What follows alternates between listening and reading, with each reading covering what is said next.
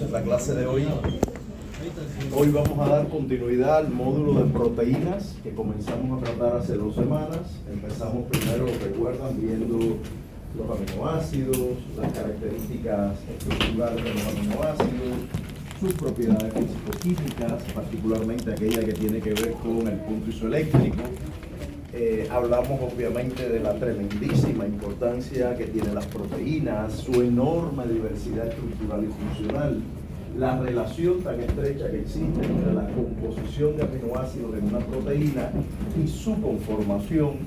Y de ahí pasamos a la clase pasada, donde estuvimos hablando sobre los niveles de organización estructural de las proteínas, la interacción que se establece entre los aminoácidos, o sea, los aminoácidos continuos, uno al lado del otro, forman enlaces peptídicos, pero además también establecen interacciones iónicas, interacciones hidrofóbicas, fuentes y sulfuro, etcétera, a partir de sus cadenas laterales. Asimismo, incluso es posible que aminoácidos que estén distantes unos de otros, pues establezcan interacciones entre sí. Vimos un ejemplo acá en la pizarra, y esas interacciones, en caso de que se pierdan por acción de algunos agentes físico-químicos, pueden provocar la desnaturalización de las proteínas, o sea, la pérdida de su conformación nativa y por lo tanto afectar la función. Luego en la clase pasada también hablamos un poco de chaperonas y por ahí terminamos incluso hablando de proteínas intrínsecamente desnaturalizadas. También la clase pasada tuvimos un seminario de vitaminas. Ya saben que ese seminario de vitaminas, los aspectos más significativos que se destacaron, que luego lo pusieron en la infografía, así como el seminario de biosíntesis de aminoácidos no esenciales, es parte del contenido que se va a evaluar en el examen de la semana que viene. Entonces la clase de hoy es muy relevante por varias razones. Lo primero es que es una clase especial porque toma 4 horas. Hoy no tenemos seminario, vamos a trabajar 4 horas la teoría, porque la coordinación de la asignatura sabiamente decidió quitar el seminario del día de hoy, porque es una clase muy cargada en contenido, muy densa, y es importante que ustedes estén más tranquilos y que yo tenga más tiempo para trabajar. Lo segundo que hace esta clase especial es el hecho de que el contenido de hoy nos va a acompañar todo el curso. O sea, a partir de la semana que viene vamos a empezar a trabajar temas de metabolismo, de azúcares, de lípidos, etcétera, y todos esos temas metabólicos dependen del contenido que vamos a ver hoy, que es el tema de enzimas. O sea, hoy vamos a ver a un grupo de proteínas que son muy peculiares y que tienen la capacidad de modificar la velocidad de las reacciones que ocurren en nuestro organismo, de intervenir en la cinética del metabolismo, de acelerarlo esencialmente, pero también pueden frenar algunas rutas metabólicas en dependencia de la actividad que tengan. Entonces vamos a estar hablando de enzimas, repito, una clase especialmente larga. Segundo, una clase cuyo contenido es valioso para todo el curso. Y tercero, y esto es una cuestión muy práctica, es la clase última que se evalúa en el S1. O sea, lo último que va, el examen de la semana que viene, obviamente es esta clase. Pero verán que llegará un momento en la clase de hoy que les voy a decir, hasta aquí va el examen. O sea, hay una parte de la clase de hoy hacia el final, donde ese contenido no se va a evaluar en el examen S1, se evaluará en el examen parcial. Es un contenido sumamente importante, sí o sí se va a evaluar en el curso, como repito, en el parcial, pero es demasiada información y además realmente ocurre algo, y es que el examen ya está diseñado, ya está enviado a la coordinación para imprimirlo. Y como esta clase es tan larga, pues nunca me quiero arriesgar a poner en el examen algo que va al final de la clase, porque ¿qué tal si yo hago una pregunta y el contenido no me da tiempo a dictárselos? Eso sería un desastre. Entonces por eso prefiero que la clase, aunque termine todo el contenido, haya un punto donde diga, desde aquí en adelante no vamos a tener evaluación en el examen ese momento. ¿Está bien? Ese momento va a llegar hoy. Bueno, dada toda esta introducción, vamos a comenzar a trabajar en la clase. Yo les diría, se lo decía al grupo de ayer, no sé si recuerdan, en la primera semana yo les decía, la clase de hoy, o sea, esa primera clase, era como en una montaña rusa, la partecita que todavía no ha comenzado a subir la montaña, ¿no? Está en la parte donde el carrito todavía se mueve así totalmente horizontal. De ahí las 2 semanas anteriores empezamos a subir, y hoy les aseguro que estamos en la cúspide de la montaña rusa. O sea, hoy toca lanzarse. Ya les haré por ahí una anécdota de una vivencia que tuve hace muchos años Y esta clase se parece un poquito a esa experiencia. ¿Está bien? No los quiero atemorizar, pero me parece que es una clase bastante intensa. Y donde de pronto lo mismo vamos a estar hablando de proteínas que de matemáticas. Y a veces hay más problemas por la matemática que por las proteínas. Bien, entonces, bueno, para comenzar, como vamos a hacer cada semana, como ya venimos haciendo, vamos a revisar el cuestionario. Yo siempre voy a seleccionar el cuestionario de un alumno que tenga máxima calificación. En este caso, Jocelyn Borda tiene el máximo de calificación y voy a usar su cuestionario para compartir con ustedes las respuestas. Después yo voy, por supuesto, a activar las respuestas correctas para que ustedes puedan revisar. Este es un tema que después resuelvo, no te preocupes. He tomado asistencia de lo que llegaron conmigo. El resultado del cuestionario pudo ser mejor, pero bueno, es una nota que si este fuera el examen S1 estaríamos felices, porque sería una nota promedio aprobatoria, ¿no? Así que en general bien, pudo ser mejor. Bueno, la primera pregunta dice, un factor de crecimiento contiene un dominio funcional con dos regiones alfa hélice y una región hoja beta. En base a esta información podemos afirmar que este factor de crecimiento contiene al menos 6 cisteínas. ¿Podemos afirmarlo? No, ¿por qué? ¿Por qué no podemos afirmar esto? Porque no menciona que hay enlaces. Porque no dice nada de puentes de sulfuro. Incluso alguien puede decirme, creo que fuiste tú, ¿dónde está la delegada? Aquí está. ¿Ah? Fuiste tú la que me preguntaste la semana pasada si las interacciones terciarias, cómo se estabilizan por puentes disulfuro. Podemos asumir ante una pregunta como esta que hay puentes disulfuro, puede ser, pero fíjate que la opción dice hay 6 cisteínas. Eso solo es posible afirmarlo si uno dice hay 3 puentes disulfuro, si no, no. Bien, la otra opción es que tenga aminoácidos aromáticos. ¿Esto se puede afirmar, sí o no? No, porque ¿qué tendría que decir para que hubiera aminoácidos aromáticos? ¿Cómo? Que tuvieran absorbancia a 280, que la proteína, que el factor de crecimiento, su concentración se pueda determinar a 280, ¿no? Que está formado por varias cadenas peptídicas. ¿Eso se puede afirmar? No, ya sería cuaternario porque es monómero. Pero no. La pregunta no es esa.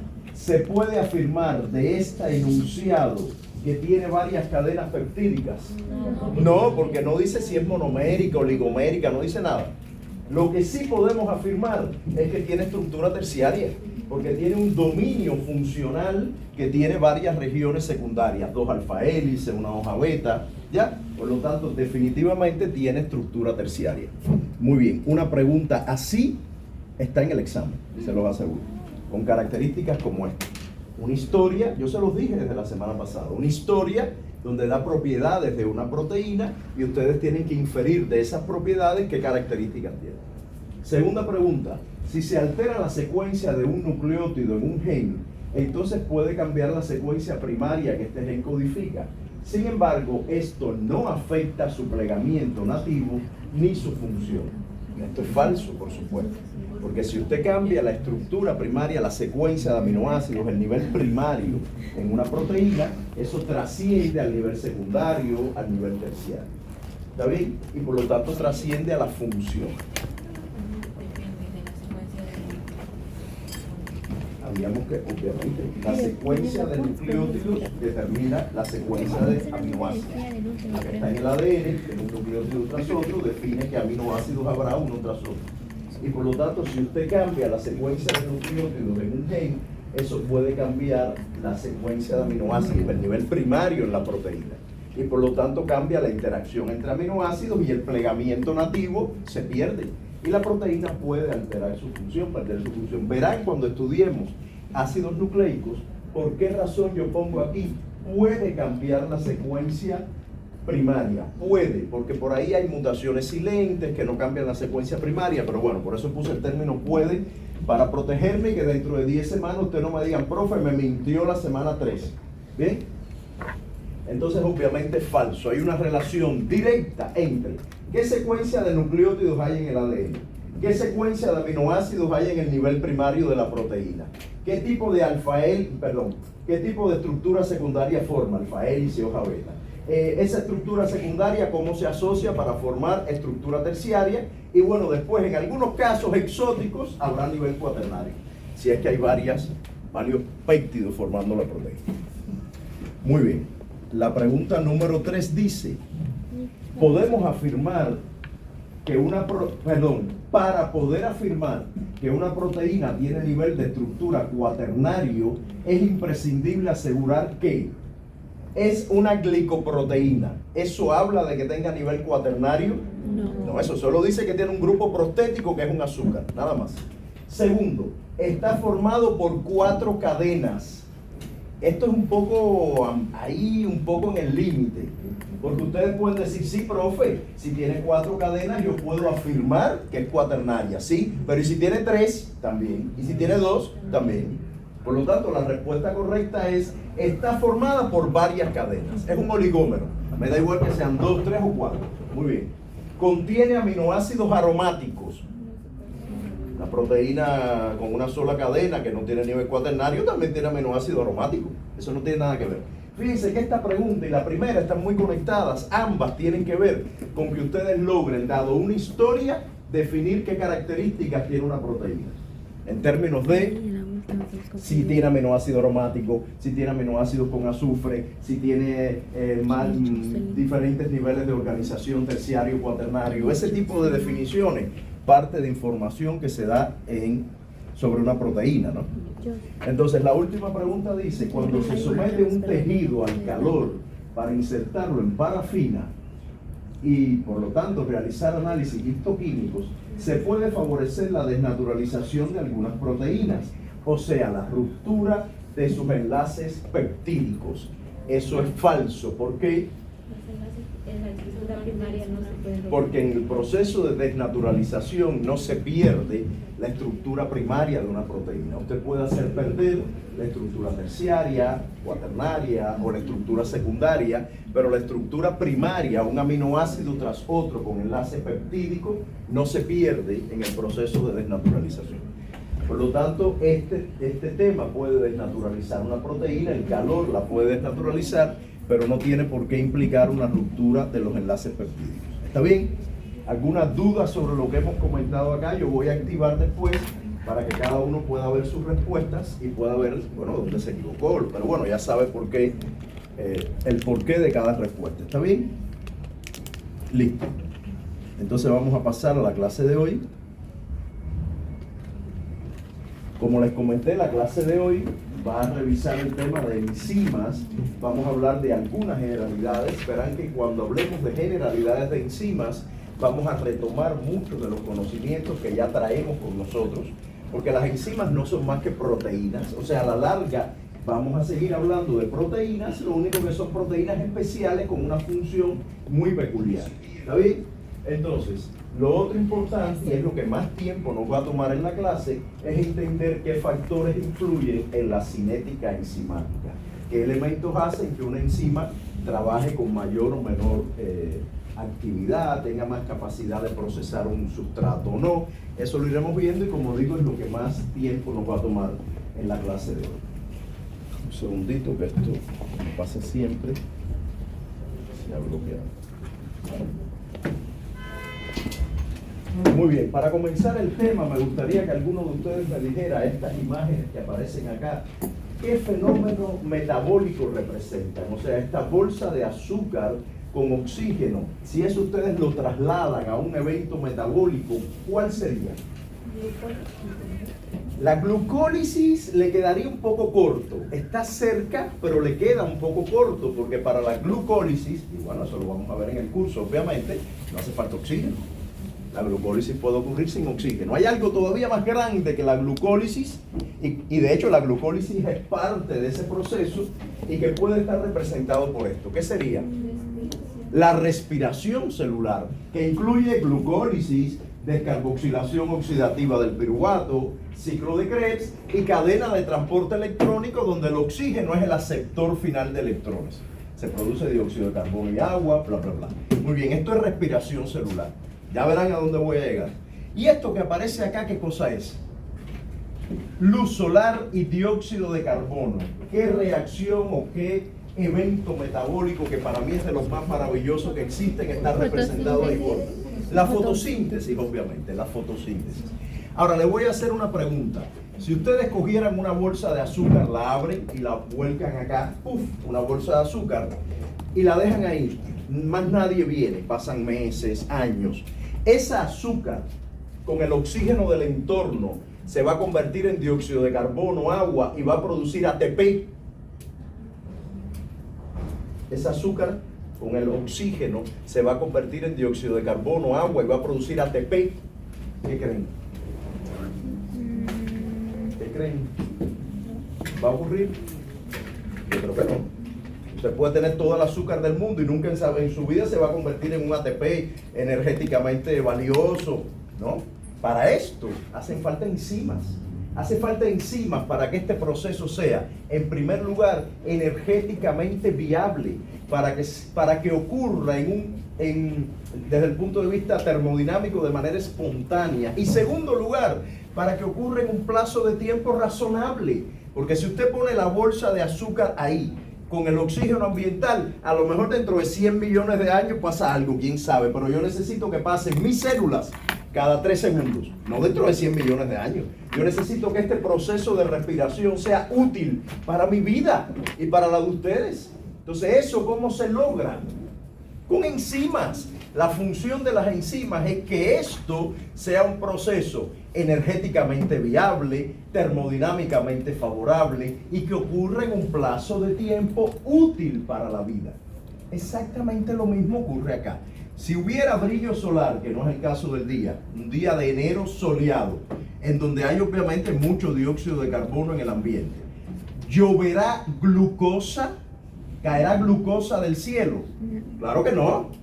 Las que van a fabricar la glucosa, con la luz solar y el dióxido de carbono son las plantas, ¿verdad? Las células vegetales. Pero lo van a hacer porque hay un montón de enzimas que van a canalizar este proceso, que van a asegurar que ocurran una serie de reacciones en un orden determinado y a una velocidad tal que permita que este fenómeno sea biológicamente relevante, que la planta pueda producir los carbohidratos para ella y el oxígeno para nosotros, después de la fotosíntesis. Bueno, los carbohidratos para nosotros comérnoslos también, claro. Correcto, entonces la esencia de por qué Dios y Darwin inventaron las enzimas es para que esto ocurra de una manera favorable termodinámicamente y en un plazo de tiempo útil para nosotros como entes vivos. Nosotros no digo los seres humanos, los seres vivos en general. ¿Está bien? Esa es la esencia. En la clase de hoy, ustedes van a poder, a partir de los conocimientos, espero que lo logren, explicar el mecanismo general de la actividad enzimática, no es muy complicado, comparar los modelos de formación del complejo enzima-sustrato, conocer y describir qué factores afectan la actividad enzimática. Vamos a hablar además de cinética enzimática. Tienen que reconocer algunas variables importantes para definir la cinética enzimática, diferenciar los tipos de inhibición, los tipos de inhibidores de enzimas y por último conocer estrategias generales para evaluar la actividad enzimática en el laboratorio. Desde ya les digo que el examen S1 llega hasta aquí. Lo que tiene que ver con inhibidores enzimáticos es un tema sumamente importante, sumamente valioso que vamos a ver hoy, pero que no evaluaremos en el examen S1, se evaluará en el examen parcial. ¿Para qué es importante conocer a los inhibidores de las enzimas? ¿Por qué eso es tan valioso? Porque ustedes van a atender personas, ustedes son profesionales de la salud y cuando ustedes le digan a alguien, abre la boca, coge una píldora y hagan ¡buf!, lo que van a meterle por la boca es un inhibidor de alguna enzima, se los aseguro. La mayor parte de los medicamentos lo que van a hacer es inhibir la actividad de alguna enzima o activarla en algunos casos peculiares, pero generalmente inhibirla. Cuando ustedes hagan así, cuando yo me tomo el enalapril a las 9 de la mañana, lo que me tomo es un inhibidor de la actividad enzimática. Por eso es importante para cualquier profesional del área de la salud saber esto. Cuando estudien farmacología van a decir, ay, ¿verdad? Eso me lo explicó. ¿Te acuerdas el cubano aquel que gritaba un montón? Ese me lo explicó. ¿Bien? Listo. Y vamos siempre a tratar de relacionar este contenido con algunos aspectos prácticos para que ustedes le vean valor a lo que estamos enseñando, como esto que acabo de explicar, el valor de los inhibidores en la terapia, ¿no? Entonces, bueno, Sofi nos trae como siempre la estructura de la clase. Vamos a ver mecanismo general de actividad enzimática, modelos de formación del complejo enzima-sustrato. Vamos a hablar de cinética enzimática. Aquí toca aplicar un poquito de matemática, ya verán, como siempre los voy a ir llevando de la mano, les voy a decir, esto no los atormente, a esto presten la atención, esto ya está en el examen, esto nunca se los voy a preguntar, ya saben, por ahí vamos paso a paso, no se preocupen. Y los factores que afectan la actividad enzimática, los tipos de inhibidores, que insisto, ya no va al examen de hoy, de la semana que viene, y los métodos para para evaluar la actividad enzimática en el laboratorio, que es una cosita corta. El miércoles no me dio tiempo a verlo en el grupo del miércoles, esto, que son 2 diapositivas, lo pasé para la otra semana, aquí a lo mejor hago lo mismo, una cosa ínfima. Llegamos hasta el tema de los inhibidores, que es muy importante, y que ya digo que no va al examen. Entonces, bueno, como decía, las enzimas tienen como función fundamental asegurar que reacciones que son extremadamente lentas y extremadamente poco favorables desde el punto de vista termodinámico ocurran en un plazo de tiempo valioso. ¿Está bien? Acá este concepto de endergónico lo vamos a conversar mejor cuando empecemos a hablar de metabolismo. En general, endergónico significa que la variación de energía libre es positiva, no es negativa. Las reacciones endergónicas no son espontáneas, pero no nos metamos en ese concepto ahora, no nos enredemos, ¿está bien? Y como decía, solo es posible la utilidad de las reacciones químicas si es que hay catalizadores biológicos, que son las enzimas, que aseguran, insisto, que ocurran, no solo que sean termodinámicamente viables, sino que ocurran en un plazo de tiempo útil. Las enzimas participan en la mayoría de las reacciones bioquímicas. Aquí estudiamos en el primer seminario una reacción que implica biosíntesis de un aminoácido donde no hay enzimas. Hay un aminoácido que tiene una reacción en su síntesis que no lleva enzimas. ¿Alguien se acuerda cuál es? La prolina. La prolina. Yo les decía, la prolina es un caso social, es un aminoácido con enfermedad mental, es una cosa rara. Y resulta que en su síntesis hay una etapa que es cuando ocurre la ciclación de la prolina para formar el grupo imino, que no necesita enzimas, es espontáneo. Pero por lo general hace falta enzimas. Por ahí cuando estudiemos el colesterol, verán que la biosíntesis del colesterol también tiene una etapa que no necesita de enzimas. Y lo otro es que las enzimas generalmente significa en el 99,9% de los casos son proteínas, por eso lo estamos estudiando en este módulo. Al final del curso verán que hay algunas enzimas que no son proteínas, pero que es una cosa muy rara. Lo común es que sean proteínas y por eso lo estudiamos en este momento. Bueno, siendo proteínas, pues todo lo que hemos aprendido de las proteínas aplica para las enzimas. Si las enzimas son proteínas, están formadas por aminoácidos que interactúan entre sí por enlace peptídico, que además interactúan entre sí por interacciones hidrofóbicas, puentes de hidrógeno, puentes de sulfuro, lo que ya sabemos, que además hay agentes físico-químicos que pueden desnaturalizar a las enzimas. O sea, todo lo que saben de proteínas aplica aquí perfectamente, porque las enzimas en casi todos los casos son proteínas. ¿Está bien? Por lo tanto, y vuelvo a la pregunta del cuestionario. La pregunta del cuestionario podría decir, si el gen que codifica a una enzima tiene una alteración, eso alterará la secuencia primaria y por lo tanto la conformación y función de la enzima. Claro que sí, porque una enzima es una proteína. Por lo tanto, esa pregunta del cuestionario, en vez de decir el gen que codifica una proteína, podría haber dicho el gen que codifica una enzima. Y la respuesta era la misma. ¿Está bien? Porque todas las propiedades que hemos visto para las proteínas, todos los agentes que desnaturalizan la conformación nativa, pH, temperatura, solventes orgánicos, agentes reductores, todo eso aplica igualito para el mundo de las enzimas. ¿Está bien? Como dice acá. Con respecto a las enzimas, hay algunos aspectos prácticos muy valiosos. En general, y eso ya aquí en esta clase pusimos un ejemplo, en este curso, perdón. En general, la mayor parte de las enfermedades congénitas. ¿Qué cosa es una enfermedad congénita, Borda? ¿Qué es algo congénito? ¿Cómo? ¿Qué es algo congénito? Que el individuo nace con ese defecto, es un problema innato. hay un problema genético y ese problema genético puede tener determinada trascendencia, puede implicar una enfermedad metabólica como la fenilcetonuria que estudiamos aquí. En general, estas enfermedades son el resultado de alteraciones en la actividad de las enzimas. Incluso, y aquí quiero hacer una diferenciación, podría ser que el problema se produzca por un daño en la expresión de la enzima o en la función. ¿Qué diferencia habrá entre un defecto en la expresión y un defecto en la función de la enzima? ¿Quién me dice? ¿Cuál será la diferencia? Bien, o sea, ella me dice, ¿cuál es tu nombre? Sofía.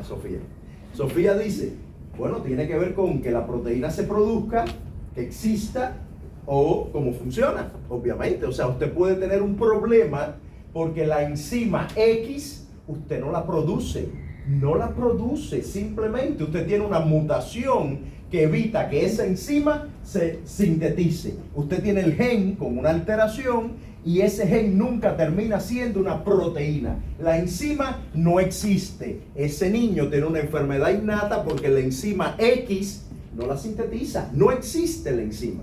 Eso es un tema en la expresión. O ahí lo llevé muy en blanco y negro. También puede ser que produzca la enzima en pocas cantidades o en exceso. Pudiera ser en exceso. Y el tema de la función es diferente. La enzima está, pero no funciona bien. Tiene un problema funcional, tiene un problema en la conformación nativa.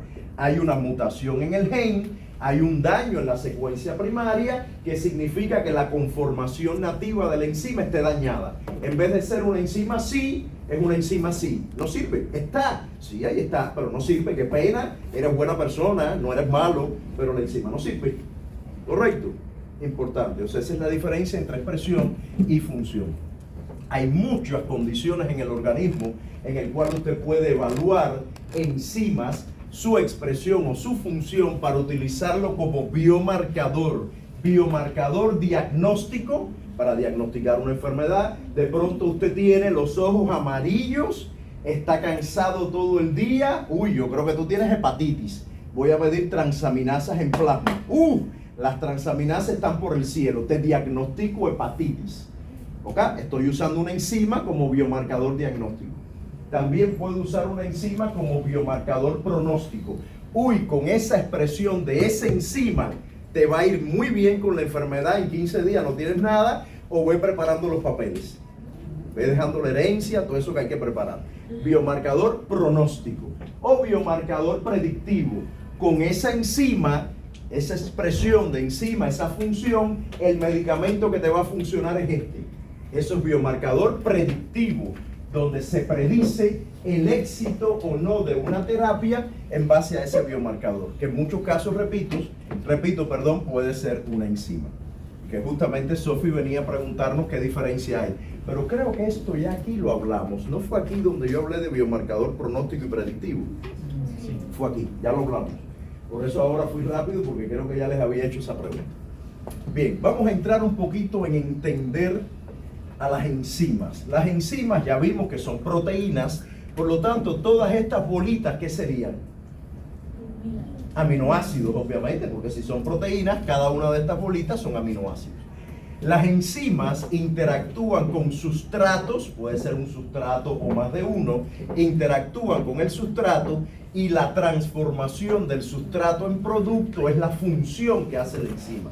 La enzima transforma sustratos en productos de la manera más diversa que ustedes se puedan imaginar.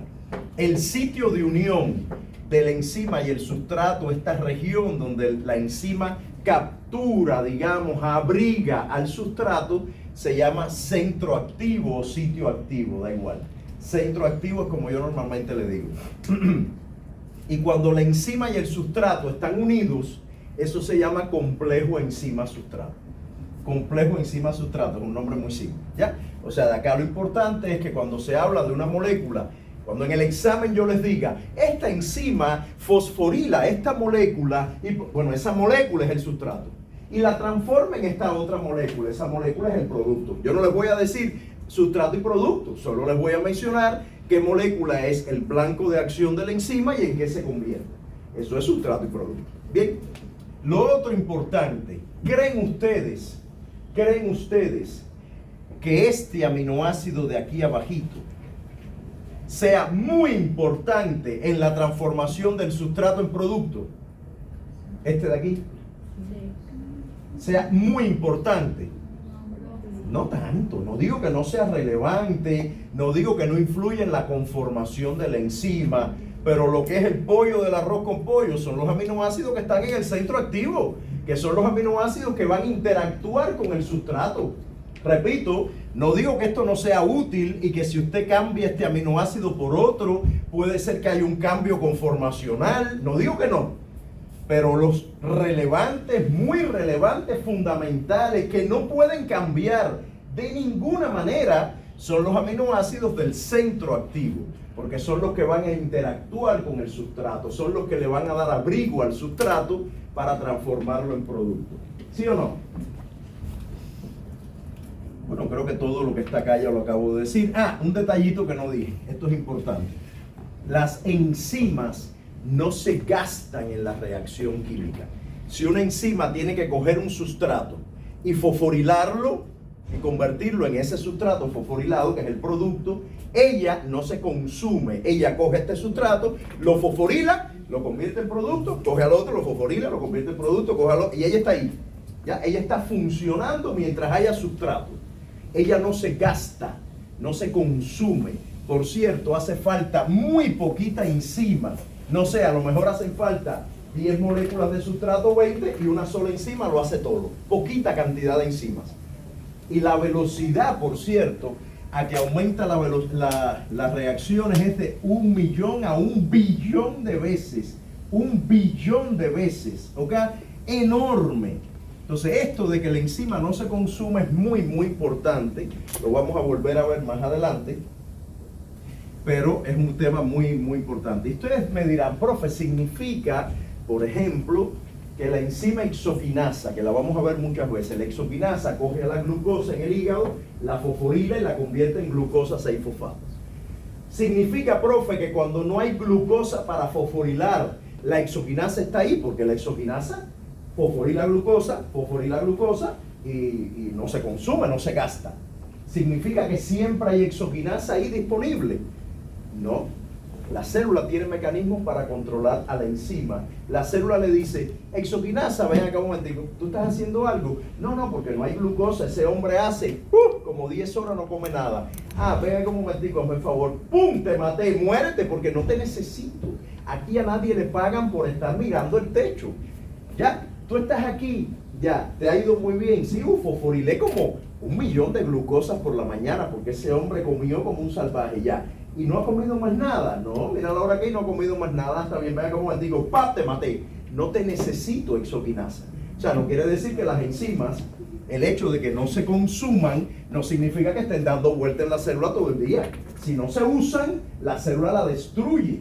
Cuando veamos el seminario de mecanismos de regulación enzimática, que es por allá por la semana 6, lo que les toca exponer, dirán que hay un mecanismo de eliminación de enzimas, de recambio de proteínas, que es ubiquitinación. La célula tiene cómo eliminarla. Que el hombre comió. Yo eliminé la hexoquinasa. No importa. El gen de la hexoquinasa, transcríbete y produce más hexoquinasa. Porque necesito hexoquinasa ahora. La célula regula la cantidad de enzima que necesita en cada momento. ¿Está bien? Entonces no asocien el hecho de que la enzima no se consuma con el hecho de que la enzima esté mirando para el techo todo el día. ¿Bien? Voy a echarte agua en la cara. Porque eso ¿está bien? Bueno. Otro tema importante es que aunque las enzimas hagan que la velocidad aumente, eso no cambia el equilibrio. ¿Qué significa? Imagínense que mi labor como enzima sea transformar a Sofía en, ¿cuál es tu nombre? En Fiorella. Mi labor como enzima es que Sofía se transforme en Fiorella. Si yo no participo, Sofía se va a transformar en Fiorella en 10.000 años. Yo voy a llegar como enzima y yo voy a hacer que eso ocurra en un segundo.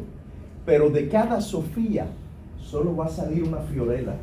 El hecho de que yo sea una enzima que acelere el proceso no va a provocar que de cada Sofía salgan 5 Fiorellas. O sea, no es que usted diga, yo quiero que este proceso para tener más dinero, de este reactivo salgan 10. Voy a echar enzimas para eso. No, no, no. Si usted pone enzimas, lo único que va a ocurrir es que es más rápido. Pero va a seguir saliendo 1, no van a salir 10. El equilibrio de la reacción no cambia. Va a ocurrir más rápido, pero el equilibrio no cambia.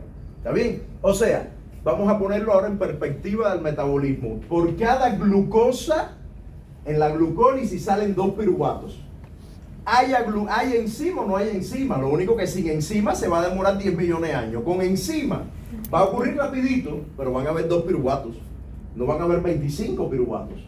Van a seguir habiendo 2 piruvatos. O sea, no cambia el equilibrio de la reacción. Bien.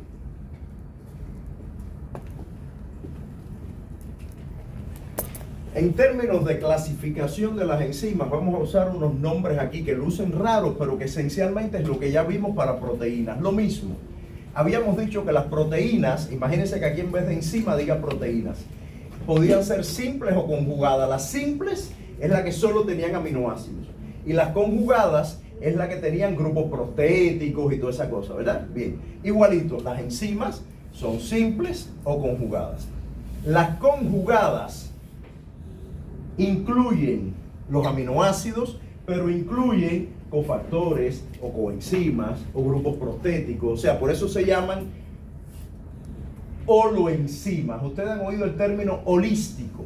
Si yo hago una evaluación holística de ustedes, no solo les pregunto de bioquímica, les pregunto dónde viven, sus papás a qué se dedican, si tienen algún médico en la familia que los haya inspirado a estudiar medicina. Eso es una evaluación holística en la cual yo estoy percibiendo de información de ustedes, que no es solo si saben o no bioquímica, sino es una valoración integral, ¿verdad? Lo mismo pasa aquí. Una enzima, holoenzima, es que es la proteína y todo lo demás que necesita. Una holoenzima, todo lo que ella necesita para funcionar. Entonces, todo lo que necesita es la parte proteica y la presencia de cofactores. Si es un ion inorgánico, hierro, manganeso, magnesio, zinc, es un cofactor. Si es una molécula orgánica, lo vimos la semana pasada, se llamará coenzima. Y casi todas las coenzimas vienen del complejo vitamínico B. Ahí está el NAD, el FAT, la coenzima A, que la vimos la clase pasada, ¿verdad?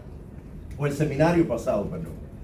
Y luego está esta clasificación que también conocemos del grupo prostético, que es el grupo hemo, los azúcares, lo que ya conocemos. ¿Está bien? O sea que esto no es nuevo.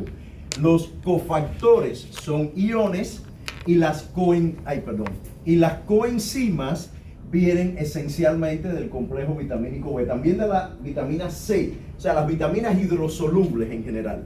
Aunque el complejo vitamínico B es el más significativo, es el del que más hablaremos en este curso, que es donde está de donde deriva, el NAD, el FAT, la coenzima A.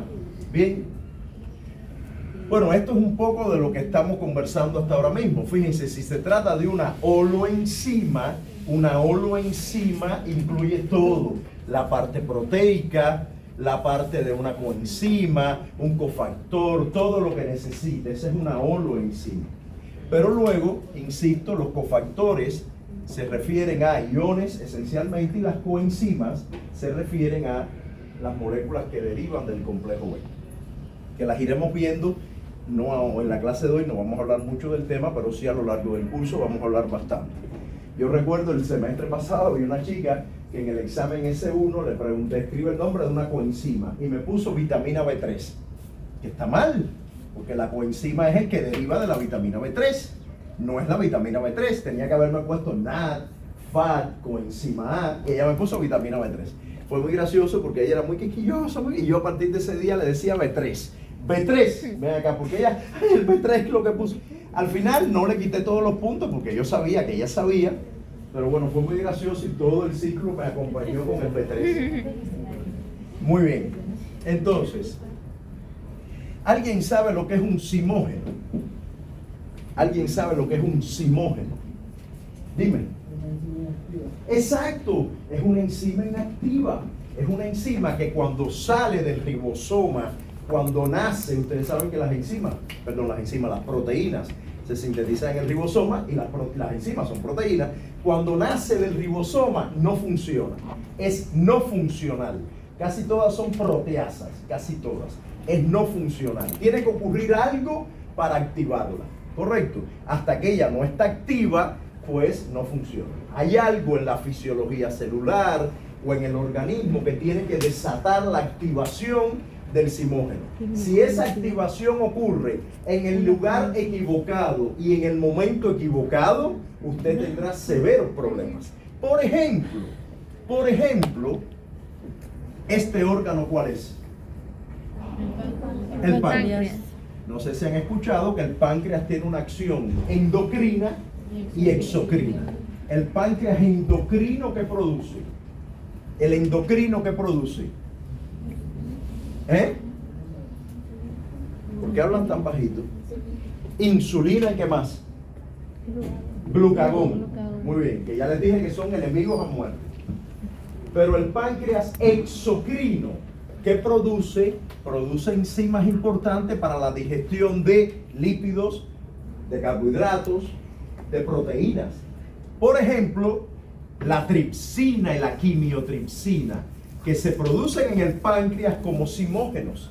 Quimiotripsinógeno, tripsinógeno, son proteínas con acción proteolítica, son enzimas que rompen a las proteínas, rompen enlaces peptídicos, pero nacen inhibidas en el páncreas y se activan en el intestino delgado. En el intestino delgado esos simógenos se activan y el quimiotripsinógeno se convierte en quimiotripsina, el tripsinógeno se convierte en tripsina. Si esas enzimas proteolíticas se activan en el páncreas, usted se muere de pancreatitis. Se muere de pancreatitis si no corren con usted. Porque las proteasas van a desbaratar la estructura del páncreas. Porque donde debieron activarse fue en el intestino delgado. Correcto. Si un simógeno se activa donde no le toca, habrá un problema. Otros simógenos, por ejemplo, son los que participan en la cascada de la coagulación. Eso de factor 1, factor 9, esos son simógenos que están inactivos y uno se activa al otro por acción proteolítica. Si la cascada de coagulación no se activa o se activa cuando no toca, usted estará en problemas, obviamente. Otros simógenos son las caspasas. ¿Qué cosas son las caspasas? ¿Qué fenómeno regulan las caspasas? Apoptosis. La apoptosis celular está regulada por las caspasas. Cuando va a ocurrir apoptosis, se activan las caspasas. ¿Está bien? Generalmente se activan en cascada. Por eso yo traigo esta imagen de acá de la catarata de Gupta. Cascadas de activación. Las caspasas se activan secuencialmente una tras otra. La cascada de la coagulación implica una activación secuencial, por eso se llama cascada de coagulación, cascada de las caspasas. ¿Está bien? Los simógenos en ese sentido son muy, muy importantes. Insisto, son proteínas o enzimas, que generalmente tienen acción proteolítica, o sea, rompen otras proteínas y nacen inhibidas del ribosoma. Cuando nacen en el ribosoma, cuando se sintetizan en el ribosoma, están inhibidas. Necesitan un proceso de activación posterior. ¿Correcto? Esto es muy importante. Esto también seguramente lo vamos a ver en el seminario de regulación de la actividad enzimática, porque la activación o no de simógenos regula la actividad enzimática. Por ejemplo, la pepsina en el estómago nace como pepsinógeno, está inhibida. ¿Y cómo se activa? Por el ácido del estómago. El ácido del estómago hace que el pepsinógeno se haga pepsina. Entonces, cuando usted se come un chorizo de este tamaño que llega al estómago, la pepsina activa con sus cuchillos, hace taca, taca, taca, taca, y el chorizo lo hace cositas así. Y cuando llega al intestino delgado, la quimiotripsina y la tripsina cogen el choricito y lo hacen tica, tica, y lo convierten en una ruedita más chiquitica que la de la salchipapa. Chiquitica, que son aminoácidos libres. Bien, todas ellas nacen como simógenos. El otro tema, estamos todavía en la etapa de generalidades de enzimas, que por cierto estamos terminando. Las generalidades son lo que estamos viendo todavía. Otro tema es que las enzimas son muy diversas en términos de la función que cumplen, en términos de los sustratos que transforman. De hecho, por cierto, no mencioné que hay muy buena afinidad enzima-sustrato. O sea, no quiere decir que cualquier enzima transforme cualquier sustrato, claro que no, hay afinidad, una relación entre enzima-sustrato, pero no obstante la diversidad de funciones, ellas se agrupan en 6 categorías que aparecen acá. ¿Está bien? De hecho, las enzimas tienen un nombre, igual que los perros tienen nombre científico, pero que obviamente todo el mundo dice perro, pero tiene un nombre científico. Bueno, las enzimas también tienen un nombre científico, y ese nombre deriva de la función que hace la enzima, y luego en medio de esta función hay otras subcategorías que le dan un nombre, digamos, de 4 dígitos. Obviamente nunca les voy a poner que se aprendan eso es solamente un tema de cultura general, para que sepan, o cuando lean alguna literatura que tenga esto, digan, ¿esto qué diablo es? Esos son el código de la enzima. Si está clasificada en la International Units of Enzymology, qué sé yo, ¿ya? Así están registradas. Muy bien.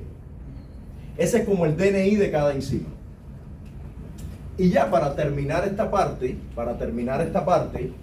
quería destacar unas enzimas, unas proteínas, que ya yo hablé de ellas en el seminario de biosíntesis de aminoácidos, pero aquí lo quiero precisar mejor. ¿Por qué? Porque estas enzimas que voy a mencionar nos van a acompañar todo el curso. Todo el tiempo vamos a estar hablando de enzimas con actividad quinasa o con actividad fosfatasa.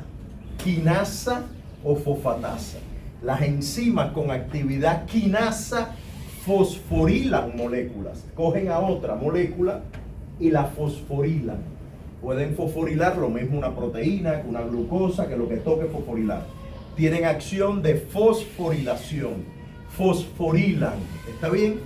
Para fosforilar utilizan ATP, o sea, utilizan un fósforo orgánico que está en ATP, en el nucleótido trifosfato.